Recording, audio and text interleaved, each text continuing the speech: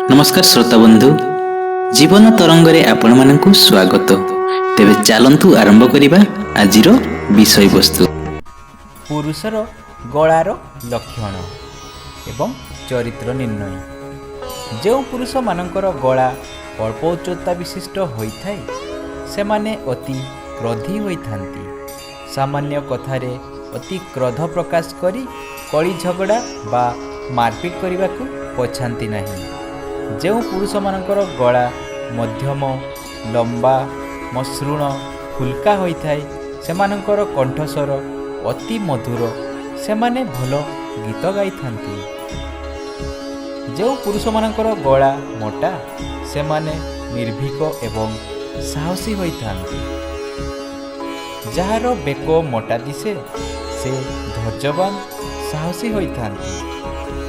ଯାହାର ବେକ ମଧ୍ୟମ ସେ ସର୍ବଦା ଭୟ କରେ। ଯାହାର ବେକ ସରୁ ସେ ଆତ୍ମହତ୍ୟାକାରୀ ହୋଇଥାନ୍ତି, କ୍ରୋଧୀ ଓ ଲୋଭଯୁକ୍ତ ଅଟନ୍ତି। हाँ श्रोता बंधु, जदि आपनको वीडियो भल लगी तेबे लाइक करिवे एवं चैनल को सब्सक्राइब करिनेबे।